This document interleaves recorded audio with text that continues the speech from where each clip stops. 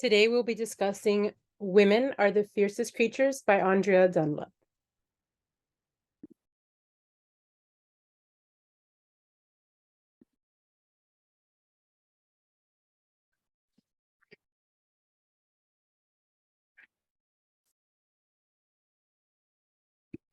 Okay, looks like everybody's getting on. Hi, everybody. So sorry for the delay. We were having a little bit of technical difficulties with Zoom, so welcome. Okay, we have about 10 RSVPs today, so if somebody chimes in or gets on later on, we'll just let them in. Everybody on? Okay. We will be discussing today Women Are the Fiercest Creatures by Andrea Dunlop, and I'm going to give you a little brief introduction to her. Andrea is an author and podcaster. I don't know if you knew that. Based in Seattle, Washington, with 2 decades of experience in book publishing, she began her career as an in-house publicist for Doubleday, which is part of Random House, where she worked with best-selling authors. She's also worked as a publicity manager for Kim Richards' book events, promoting a wide range of cookbooks and literary events with authors. And she has spent 5 years as an editorial and book production firm as their executive director of social media, marketing, and working with both traditionally and self-published clients and spearheading the company's marketing efforts. So she's not only an author, she also knows how it works behind the scenes. So that's pretty interesting to get some insight on that.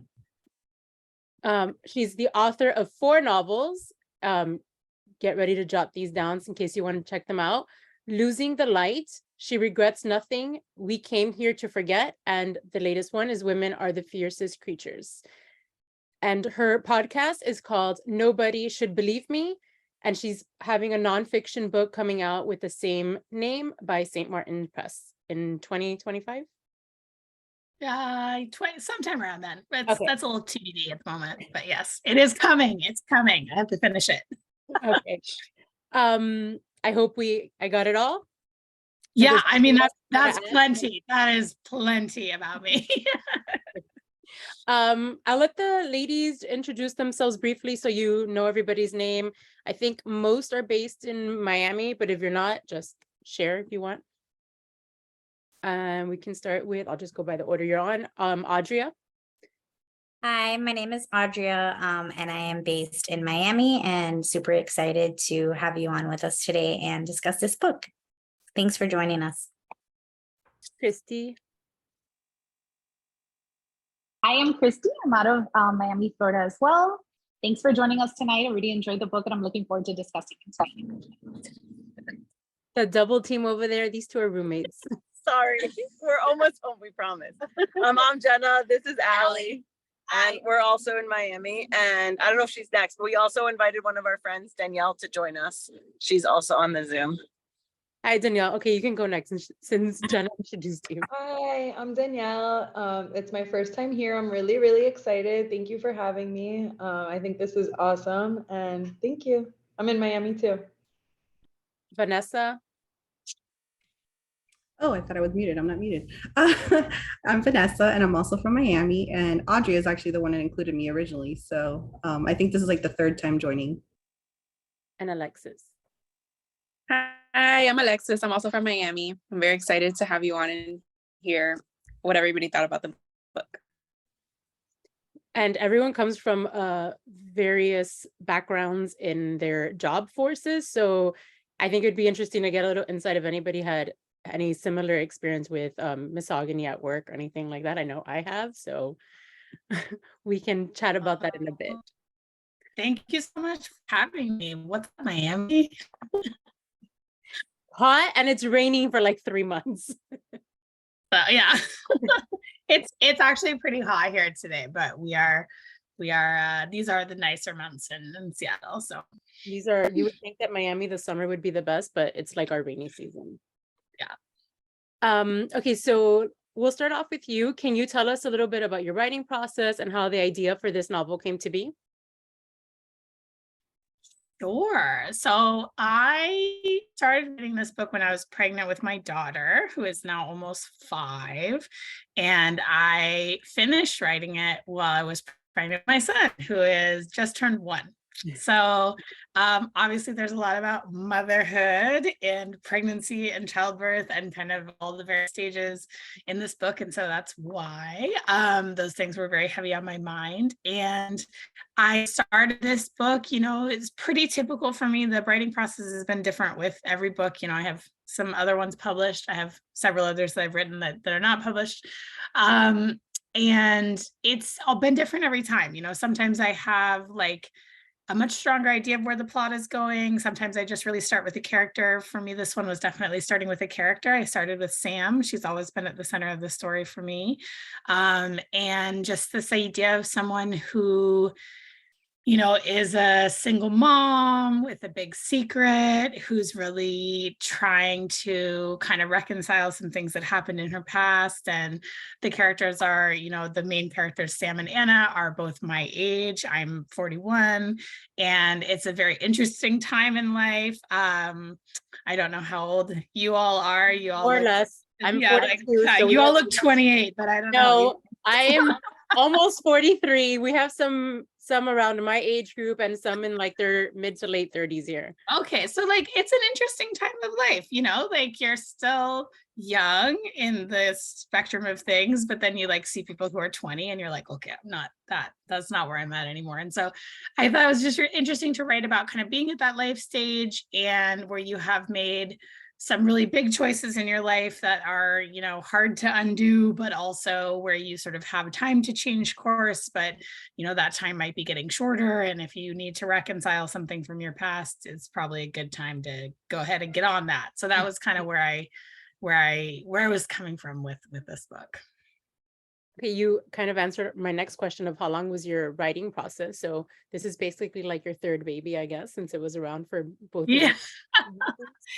Yeah, so this one took me several years. You know, I was working on other projects while I was writing it. You know, this is the same time as I was launching the podcast. And you know, I had another book that came out. My third book came out when my daughter was about 8 months old. So, you know, with books, like you're done writing them more or less for probably like there's a year between when you're kind of done with most of your work on the manuscript and when it comes out into the world. So, you know, I was working on this other book, I was launching it, I was doing other things, I was having babies, you know, that kind of thing. So this one took a little bit of time and it went through a lot of revisions. My books have all been different in terms of like how different they are from the beginning to the end.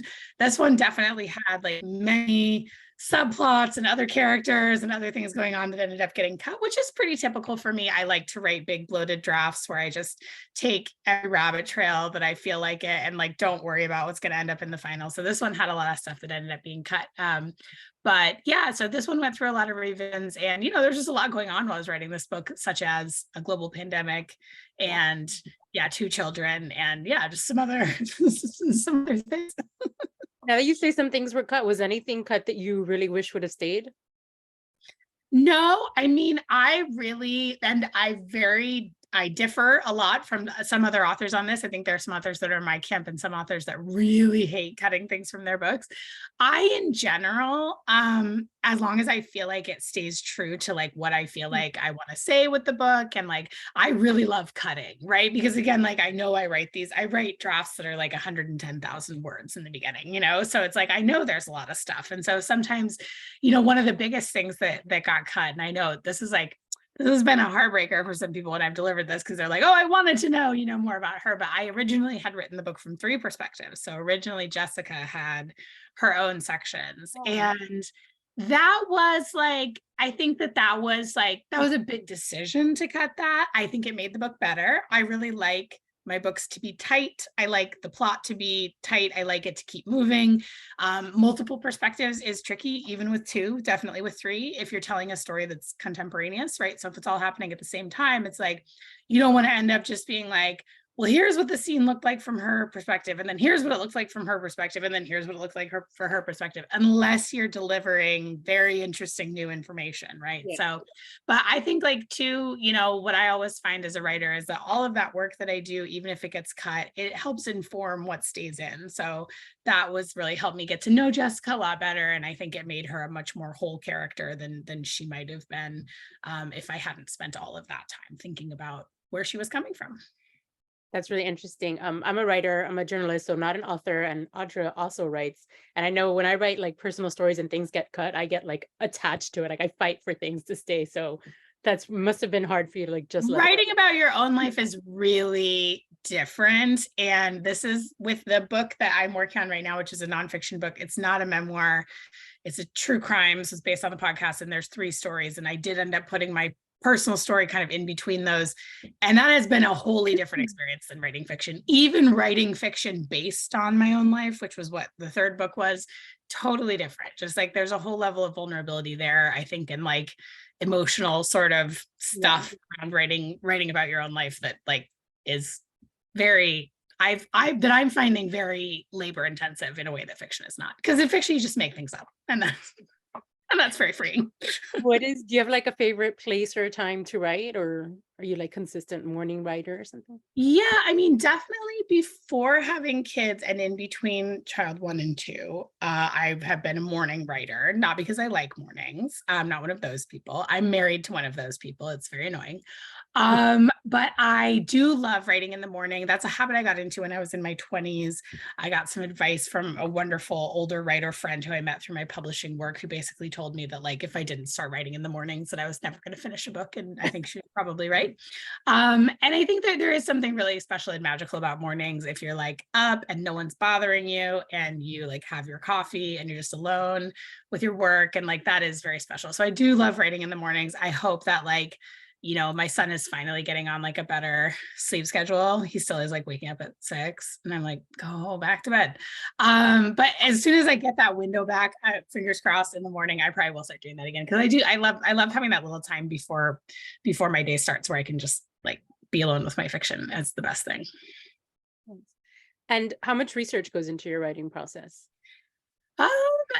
You know, it's been really different with every book. I think for Losing the Light and She Regrets Nothing, those were so, I mean, I did some research, you know, I always like, and there's minutia always, right? Like you want to make sure that like, is there a train that, and some of this is like editors and copy editors catch this stuff. Like, is there a train that goes from that place to that place or what have you? But I think for those 2, I probably did a little bit less research because they were just sort of like, you know, they're based on my own experiences by and large. They just weren't as sort of, there wasn't as much of a thing to research. I think with We Came Here to Forget, I did a lot of research about Buenos Aires, which was really fun and very interesting. Buenos Aires is a place that I love. It's a place I've spent quite a bit of time, and it just has a very fascinating, like very dark history. So I definitely went down a big rabbit hole with that. And then with this one, most of the research I did was more about sort of like tech and IPOs and just trying to get some of those details right, because that's sort of a thing that's very ambient in Seattle. Seattle's become a big tech city, but it's not something that I'm, you know, super knowledgeable about.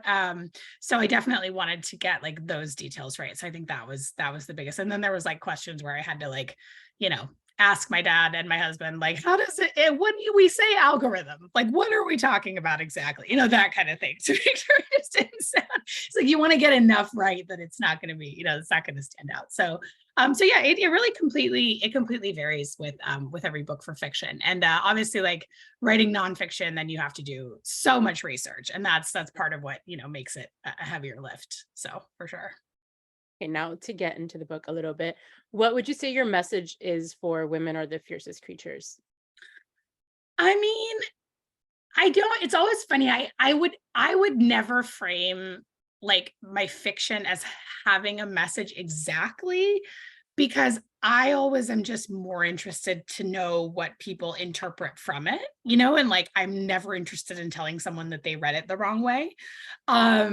So I think like, and also I think that like fiction, I always think that my primary job as a fiction writer is, you know, entertaining people, right? Keeping the page moving, getting them invested in characters, helping them see maybe the world a little differently than they would have others. Now, it's not to diminish like what fiction does. I think fiction is really important. But I know what I was thinking about when I was writing the book, right? I was definitely thinking a lot about, just the way that women get diminished and erased, right? I think whether it's their contributions to the household, to a man's career, to the history of a company, to the history of a whole thing, that was very much on my mind when I was writing this. And kind of like, I think, again, something that is very interesting about being in even like our micro generation of like kind of older millennials / very young Gen Xer, or younger side of Gen Xers, like, is that we were really the first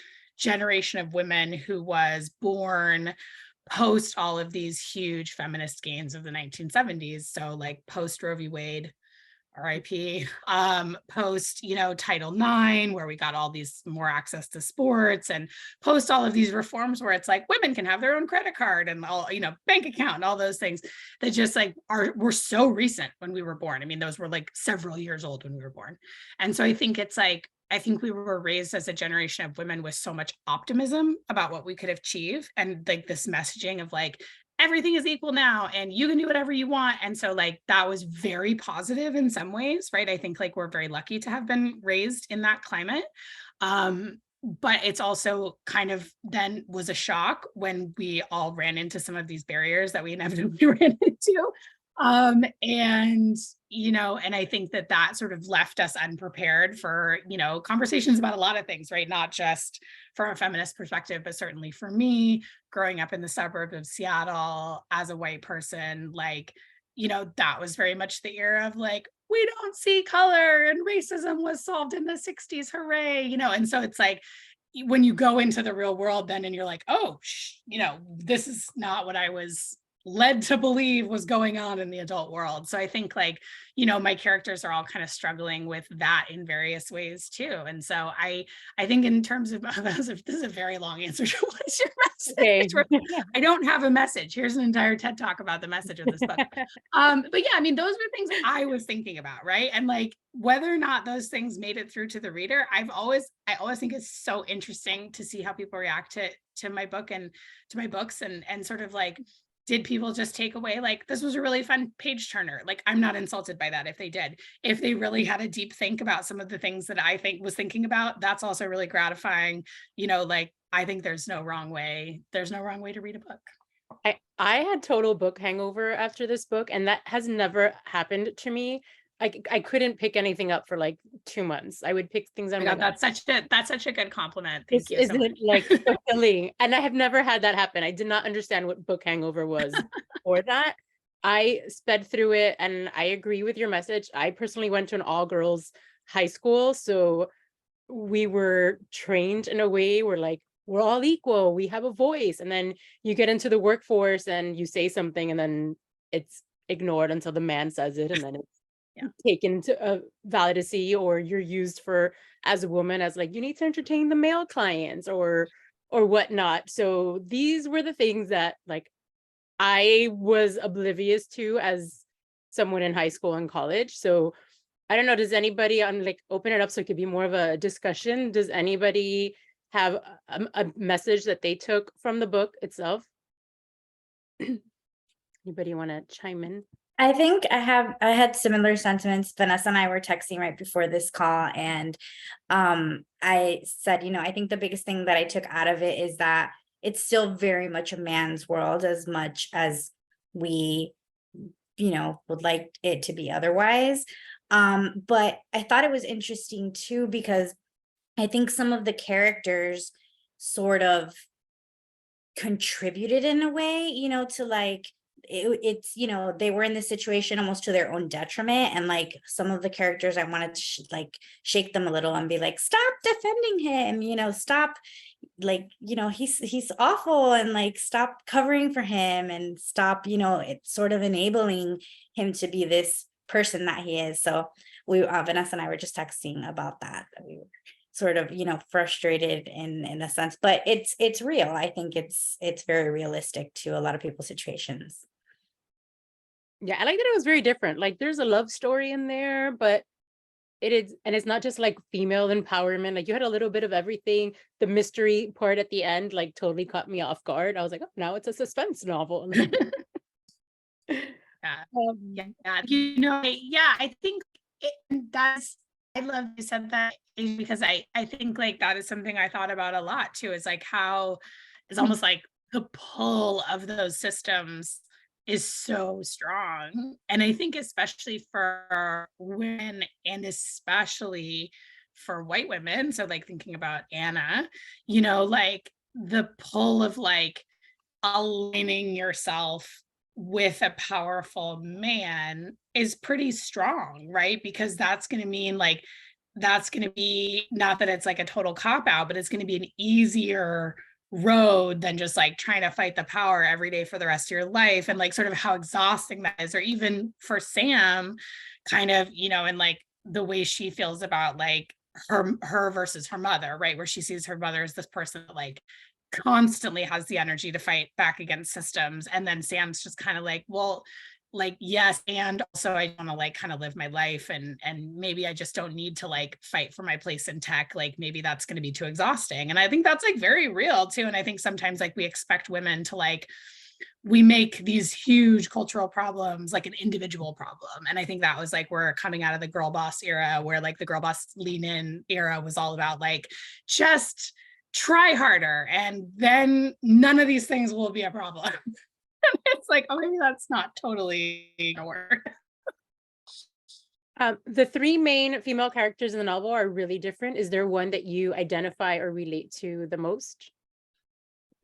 I mean, I think for me, for sure, Sam. I just like, I love Sam. I have a lot in common with all three of them. I mean, I think there was parts of like, it's funny because sometimes I think when you write your first novel, everyone assumes the protagonist is based off of you. And then of course they can't do that once you're a few books, especially if you're a woman. I don't know, we really do that to women in particular, but like once you're a few books in, then of course like it sort of dies down a little bit. But I find like every character is me, like with Jake even too. Like there's parts of me that like can get in Jake's head, right? Like of just being kind of a person that's like, you know, like Jake, as much as he's an asshole, like he totally is able to convince himself he's doing the right thing at all times, right? He cannot see himself as the bad guy. And so, but I think Sam is just the person I felt the most close to, and sort of the way that she has this pride where she's not gonna like, you know, right, like that's her big folly. It's like I think all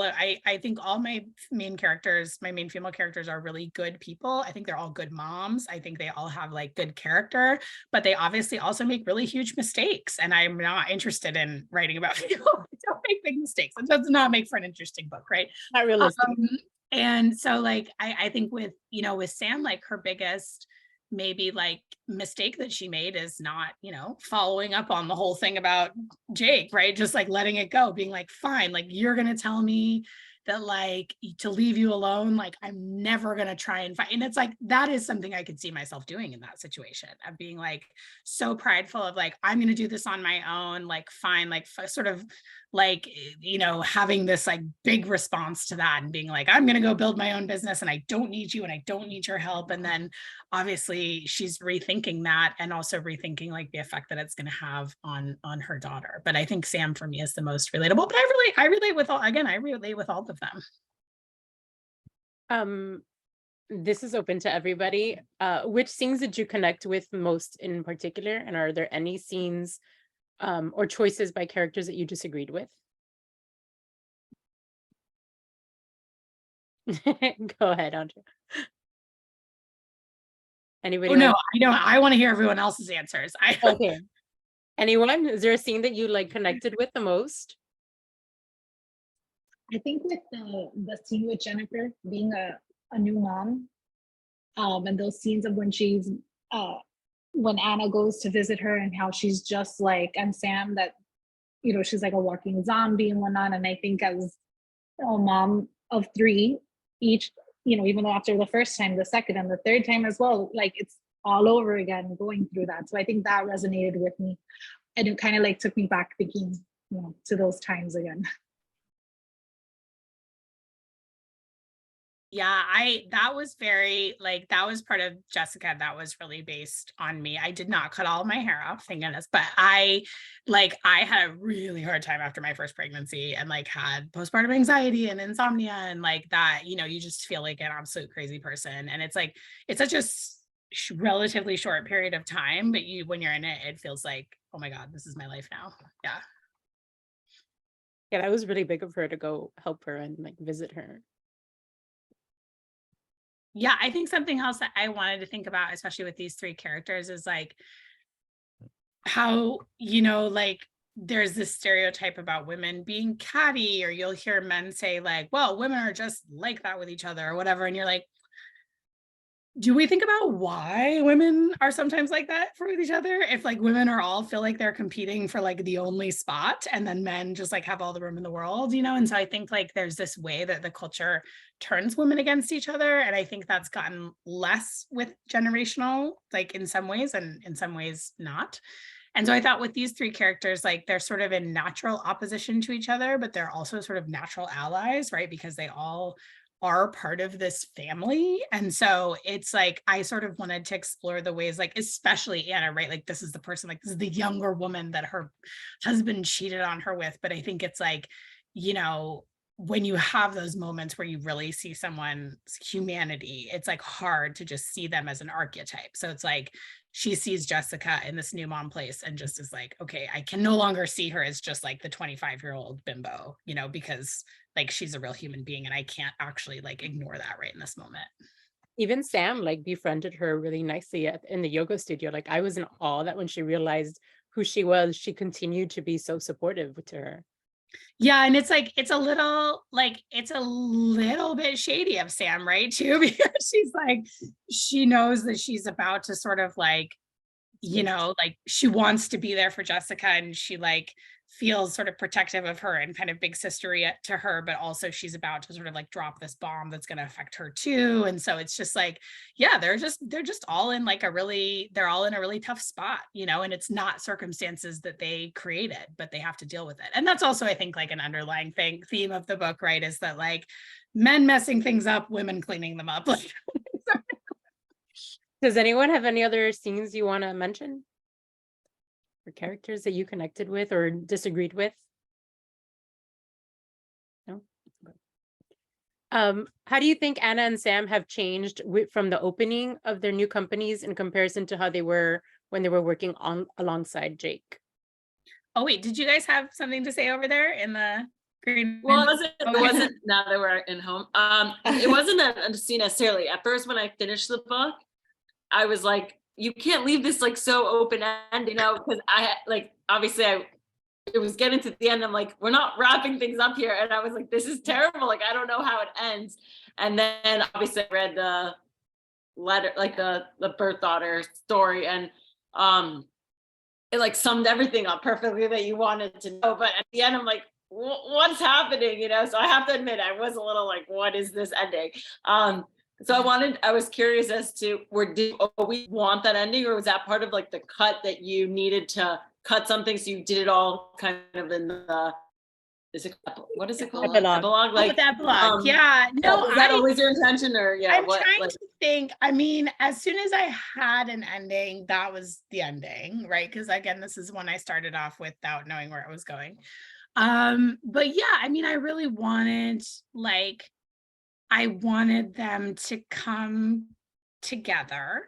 I wanted Jake to be punished, but not completely decimated, because I think like that would not be good for anybody involved, right? Like, as much as he sort of deserves it, like one hopes that maybe Jake learned some things over the course of these events.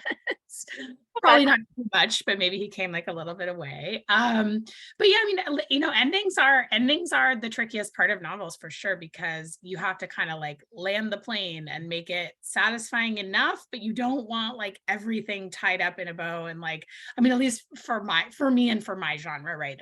There's some genres where it's like, no, everything needs to be settled happily ever after. That's what readers want, and that's what they do. But yeah, for me, I never want things like too settled.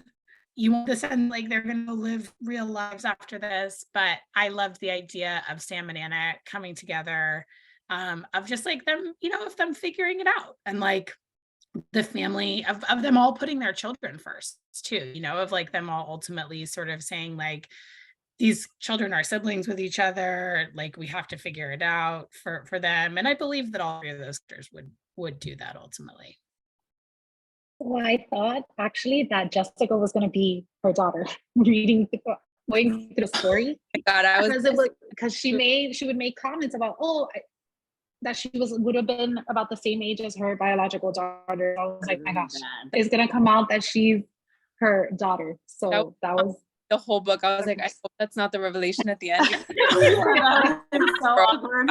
That's like flowers in the attic. No, yeah, that's like a little too. That would be a little too. I love the epilogue. I loved how like you tied everything together and how you actually did bring her real daughter into it. And I was like, yes, she's out there and she's gonna find her one day and it's gonna be like a beautiful reunion. Yeah. So I like Another Yeah, I think- small, sorry, go ahead.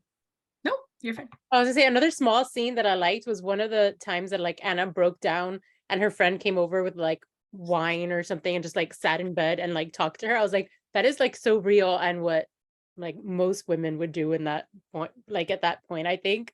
And it was like Yeah. such a small, like non-significant part, but I loved that scene. Yeah. Yeah, thank you. Yeah, I love that scene too. I mean, because there's nothing better in life, right? Than like your friend just being like, all right, I'm gonna come over. We're gonna like one of the things I love being married. I love having kids, but like one of the things I miss the most about my 20s is just like hanging out with my girlfriends all the time and just like sitting on the couch watching trash TV for an entire Sunday. Like, oh man, that's the best, you know? So yeah, and I think like kind of the biggest difference between where Sam and Anna are in their lives, they both have really good friends, right? They have a support system that Jessica doesn't have. And Jessica, because she sort of took this left turn of marrying this older man and getting pregnant when like that's not where a lot of her friends are at, she really doesn't have that support system. And I think like that is the thing that leaves women the most vulnerable. It's like, you know, as much as like the men in our lives can be a great support and all of that, but like I think women need other women. I think that's always been true. I agree. Okay, back to that other question. How do you think Anna and Sam changed from the beginning when they were working with Jake to opening their own companies on their own? I think it's just, again, kind of a part and parcel of like being that age, right? Of like, I think that there's something really magical about being around 40 where you just like really come into your own. And I find that like I think a lot less about, I think more about what other people think in a healthy way, like, what do other people think about this? And less like in a self-conscious, like, what will people think of me if I do this or say this? And so I think there is like a real self-actualization that happens in kind of that early stage of midlife. And so I think for them, it's just like that confidence of like, look, like, they know they helped build this company. And even if they're not going to get recognition of that, they know they're capable of it. And so it's sort of like, I think that's kind of, again, something I thought a lot about, especially with like, when you talk about, you know, in making a sort of literal analogy, like the venture capital funding, that like 2% number just stuck out with me for me so much when I was doing my research. It's like women just get like no funding to start companies. They just get, you know, tiny percentage of it.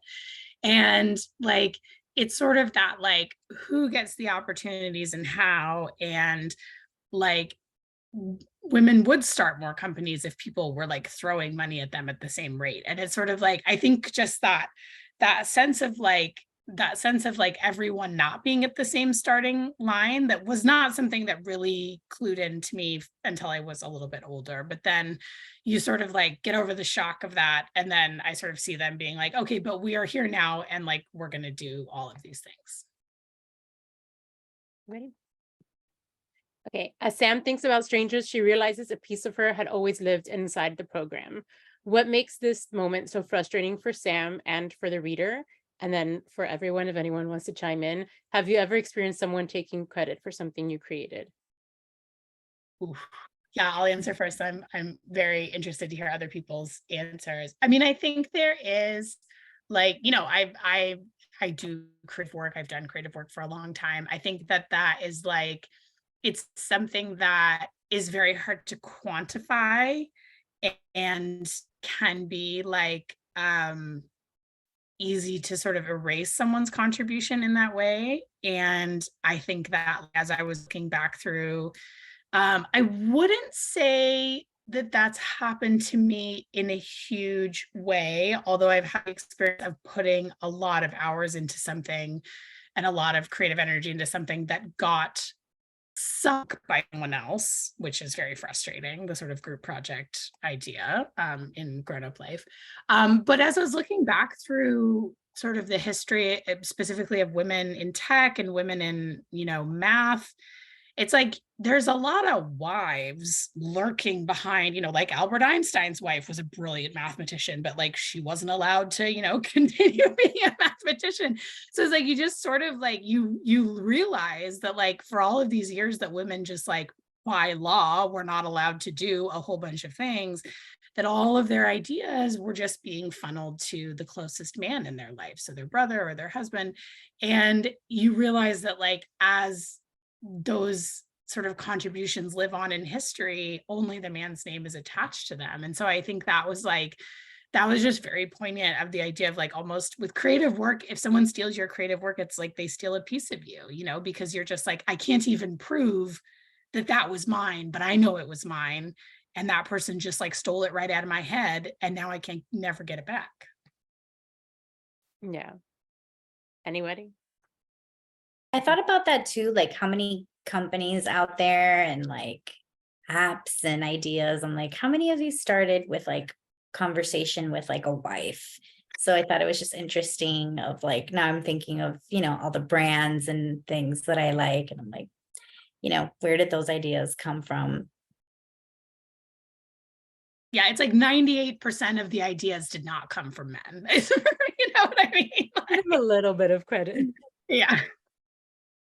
Anybody else have any experience like that they'd want to share? I don't have a personal, but I was reading, I'm part of this like women's lawyers group, and someone posted today actually, so it's fresh in my mind, that she was applying, she read like, she wrote a publication while she was working at a firm, and the partner didn't give her credit.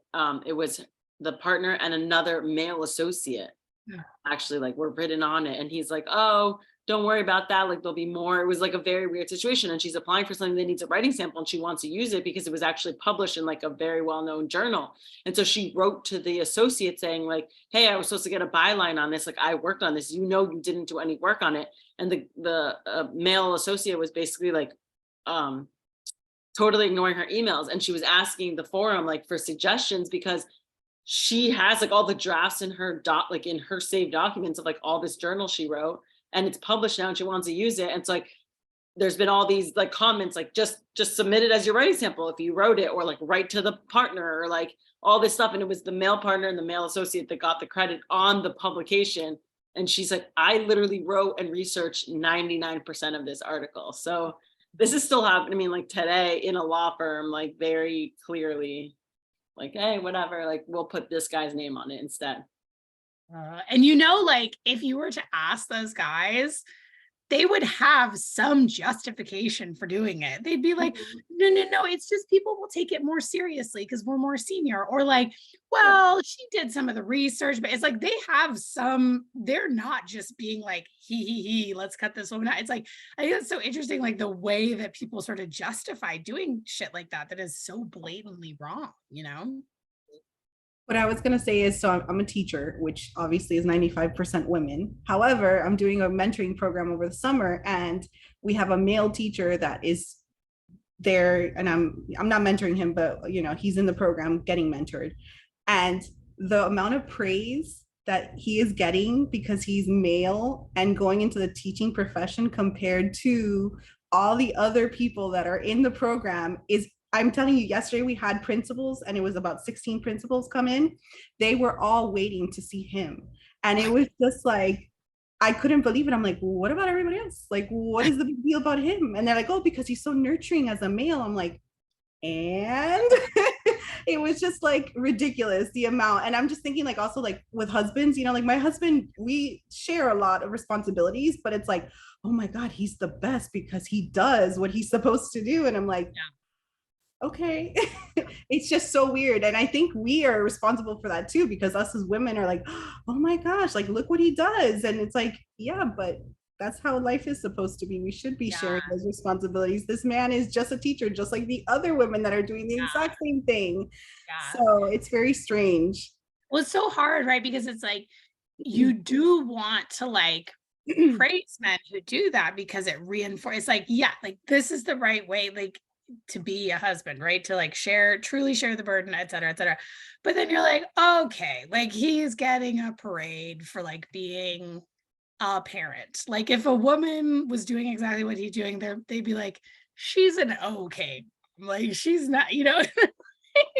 It's like the bar is just like, yeah, in hell. Yeah. Two To samples. piggyback off, sorry. No, go ahead. Go first.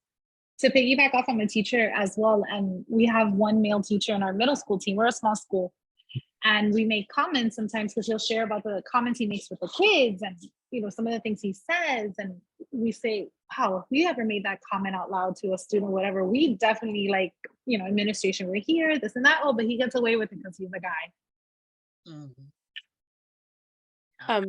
I was gonna say that sometimes women do it to each other too. Like the last company I was in had one guy, and he was separated from his child's mom.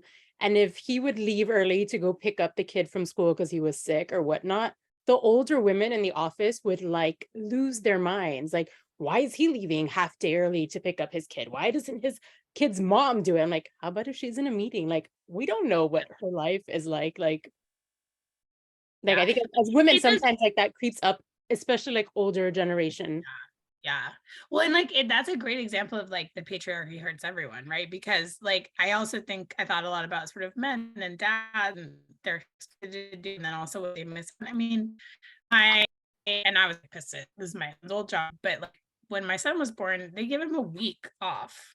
And I'm like, number one, that's shitty to the mom, right? Because you need help. But it's also just like, what, you don't think that like men want to be home with their brand new baby? It's just like, it's so sort of like, or like he's had, jobs where a lot of his, because he's an engineer and so he works in this very male heavy profession, where just like most of the men have stay-at-home wives. And so they just have this expectation where they're like, what, you need to do what, a child related thing? And it's like, that's shitty for the wife, but it's like shitty for the guy, right? To be like, well, yeah, man, like I have kids. It's like, they should be able to be dads too.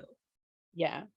And the whole like misogyny thing, I worked for at a marketing experiential company in my early 30s, and the head man was like the definition of misogyny was like him. Like I had multiple experiences, and one in particular, we were like at an event and he asked me to like speak to a client or whatever, but he really wanted me to dance with the client. So like I spoke and I went back to my seat, and he calls me back up and he's like, do you have a business card? And I again think that he's like making a professional connection, hand him my business card.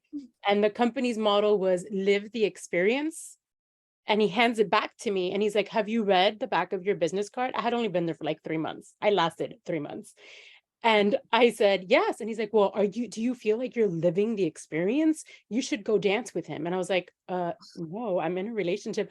Thank God that there was another woman with me and we were rooming together, and she excused it. Like, we had an early flight. We're going back to the hotel, and like pulled me out of it because I was kind of like, I've declined this.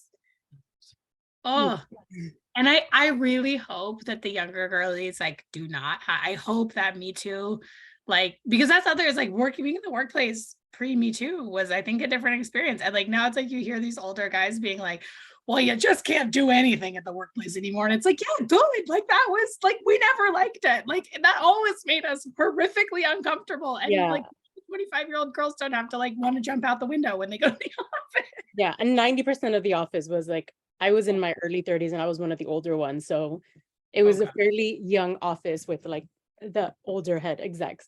And even like we would do PR, and he wanted an event on the front page of the paper. And I'm like, this event is not going on the front page of the paper. Like it's not going to happen. So it came out on the front page of the neighbor section. And when it came out, he went and like showed everyone in the office, but like didn't come and thank me or like praise me or like say, hey, we got it on the front, like thanks for doing your job. And I remember just sitting there watching him, like if he had done this and he had nothing to do with it, and I'm just watching him like paraded around the office, and I was like, I'm the one that did that. Like, can you show me like the result? Because I haven't seen it yet. Oh my goodness. Oh my So, I goodness. mean, I think it's something that a lot of us still face and deal with. Yeah. Sorry guys, I have to go in just a couple minutes. So like maybe one more question. Oh, I'm sorry. We Oh no, it's okay. I noticed just the time. childcare is on the outs in about 5 minutes. So Oh, just no, it's okay. Does anybody have any questions that you want to ask before I ask like my last ones? No, no. Okay, I'm going to skip all the other questions I had for the book since you are limited, but are you currently working on anything else or anything you can tell us about your next project?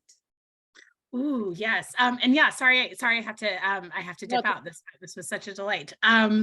So yes, I am working on a new novel that I'm not totally sure what it's about yet, except that it's about a woman in midlife who goes on an adventure with her college best friend on a crazy yacht trip, and things go horribly wrong. So that's all I know about that book so far.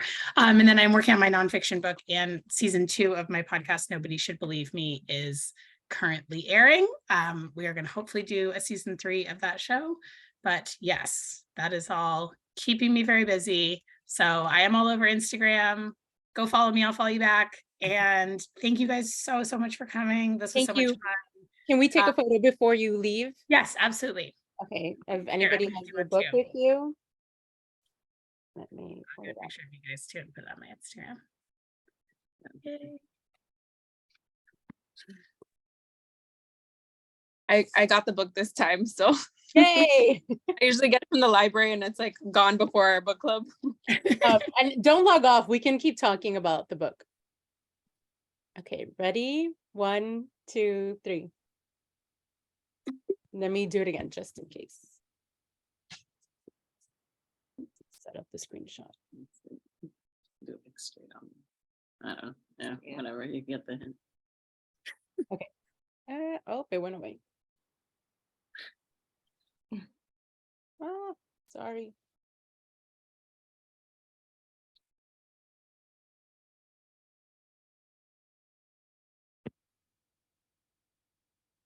Okay, of course, no, it's not. There we go. 1, 2, 3. Perfect. Thank you, Andrea. It was a Thank pleasure you guys so speaking much. to you. Thank you so much. Thanks for reading. Bye-bye. Bye. Thank you. Okay, sorry about that, guys. And sorry we had a little bit of a delay. Okay. Where were we?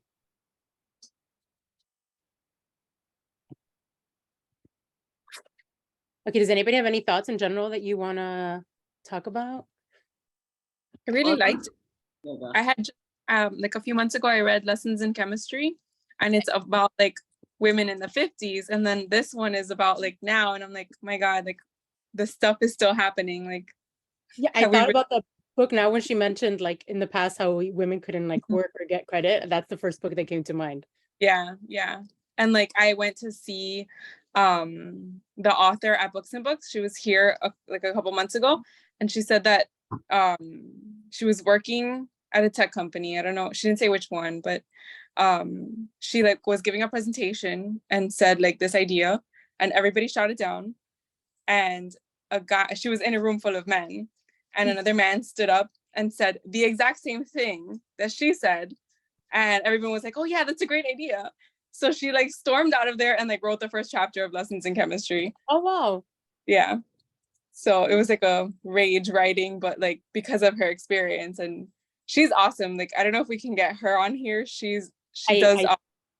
I did reach out to her and she declined. Yeah. Oh no. I think she was traveling when I asked, but yeah, she said that she was on like a bunch of different book clubs like ours too. So maybe I can try again. I'm number like 485 on the Dade County like hold list for that book. Yeah. A few people recommended it, so I put a hold, and I'm like 400 and something. I'm like, I guess it's popular. You'll it took me a long time when the Apple TV show version of it comes out. Yeah, I did it's that on not- audio, sorry, and the wait was long, but then I think they got like more copies because all of a Mhm. sudden the wait list went down and like the number of copies I think was I higher. actually just got today a thing saying that I could get it, but I have to, have it delivered later because I'm reading something else or listening to something else. But yeah, it is. I just got my thing today. So Yeah, maybe audio. It's a good book. It's a really good book. I loved it. I never wanted it to end. But yeah, it like ties, like it's good that I read this one like later because it's like so many of the same themes. So Yeah, it's so crazy how that like still happens and it's still we happening. can all Yeah. relate to it. So I know I have a friend that works at she works at a hospital and she started like this program and then she left the hospital and the manager was like on top of her about getting the protocols and all the things that she started. And he was basically like trying to take credit for starting that program at the hospital. So I'm glad she didn't give him like much, because he was like all about taking credit for it. And I was like, are you kidding me? Like this girl goes to different like conferences and like presents her research and this guy's just gonna come and say he did all of it. No. did she get to start the program before she left? She did, yeah. the only thing I do say is I feel like I'm not sure what yours is that mentioned that log part that I totally agree. Like I feel like Oh, it I'm was sorry, you broke up. What'd you say? that I agree with her on the epilogue part where I felt like it was a little rushed towards the end. Like I was like expecting more like a longer resolution versus like, okay, here's the last 5 minutes, everything's resolved. And like, Yeah.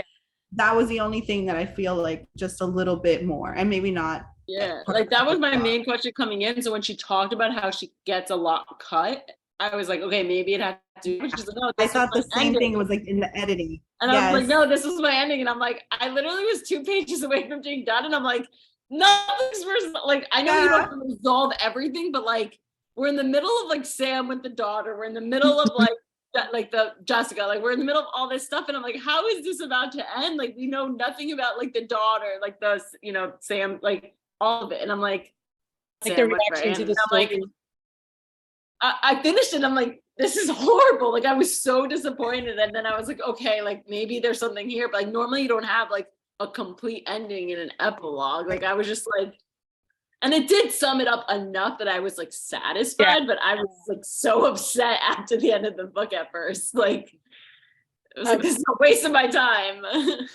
I am like I skipping. agree. Yeah. I'm skipping a whole bunch of questions, but and we're already at like 8:40. But Yeah. what did you guys think about when the baby got stolen? Like, I was like, that came out of nowhere. What the I heck? thought it was Yeah.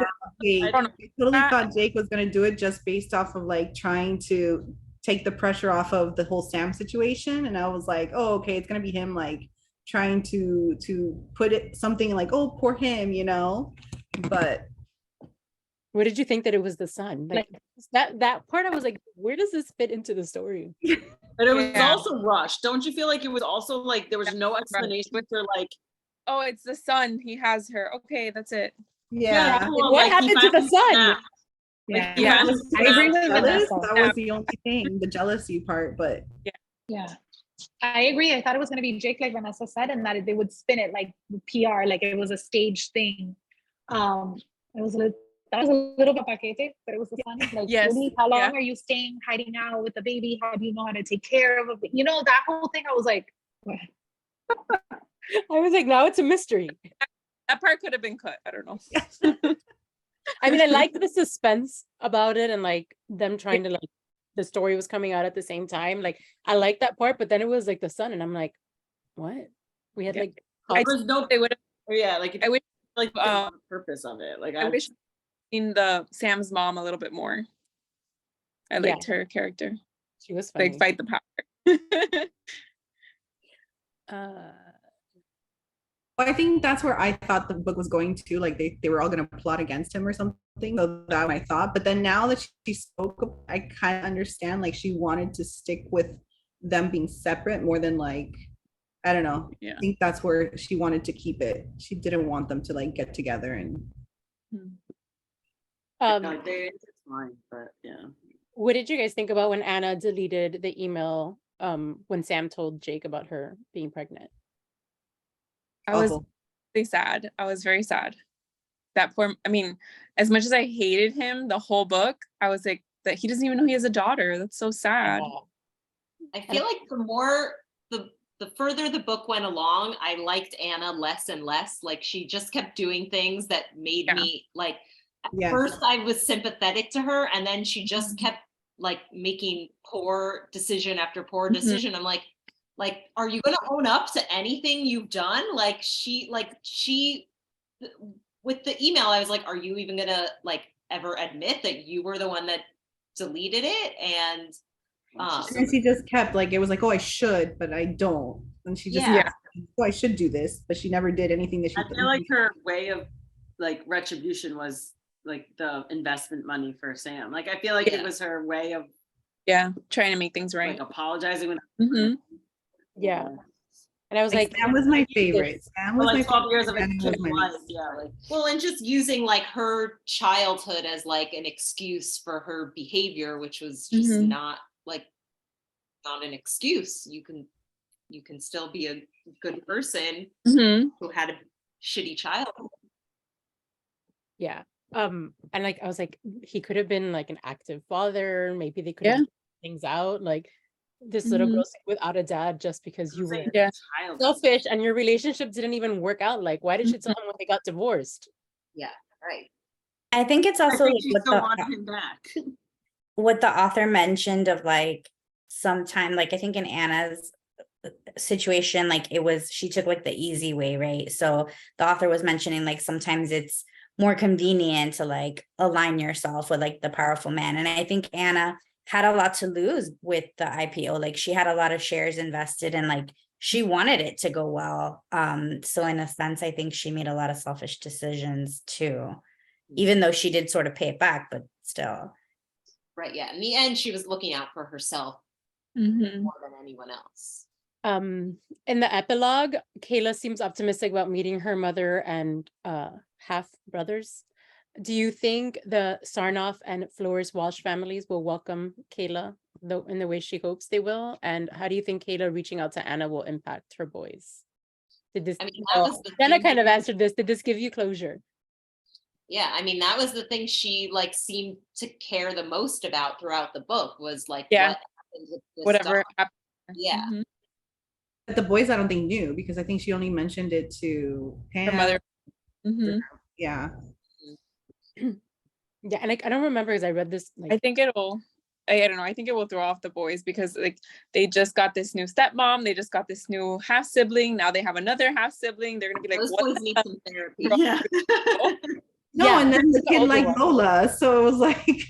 Yeah, I was like, oh my god. I was waiting for something to happen there too. Yeah. Oh god. I mean, look what he did. He stole his sibling. Like Yeah. they're gonna freak out. I need therapy. I don't remember because I read this like in April. Did Lola's reaction to the expose? Did they mention that? I don't think. No, right? No, that's the other thing. I was Like, waiting for about her, like learning about her father, like that part was not mentioned. I wanted more of that. Yeah. Yeah, I was We like, just know that they're going to talk, and then we don't even get to that point in the story. yeah, that's why I was like, do I not remember it or did it not happen? Because that's one of the things I was waiting for. Like, is she gonna freak out or be upset at her mom for keeping the secret for so long? Right. Yeah. We get none of that.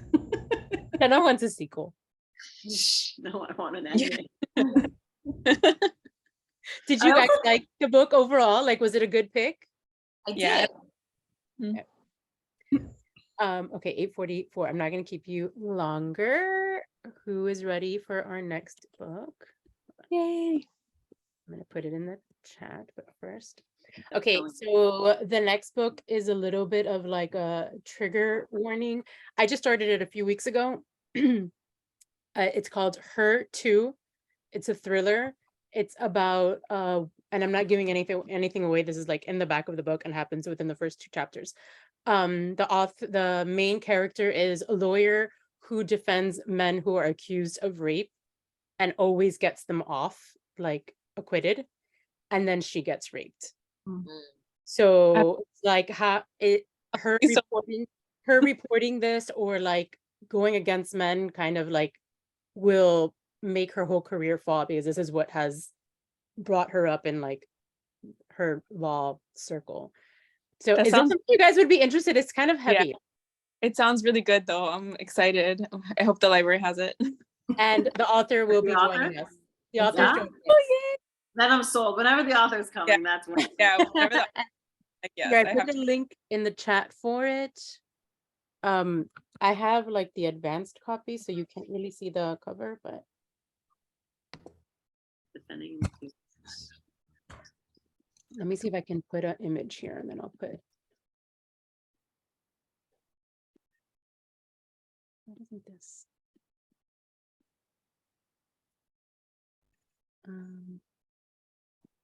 Sorry. They have it in the library, by the way. There. Yay.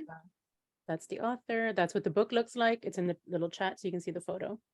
There's only one available though, just so you know. Vanessa's like, I got it. I did the audio, so you still have. Oh, okay. When is I'll it? check it out now. On September 6th. And if Okay, you we have order time. it, if you order it on Books and Books, we have 20% off. The code is Okay. What's the code? Bella. Bella. Okay. Yeah. Just in case I don't get from the library. No, it's okay. You can order it online and it works. And at the store, they're kind of like about the codes, like they never know. But if you tell them, Oh, they'll. okay. Yeah. Okay. Sounds good. All right. Thank you guys. You're welcome. Thank you, Have a good everybody. night. Bye. Bye. Bye.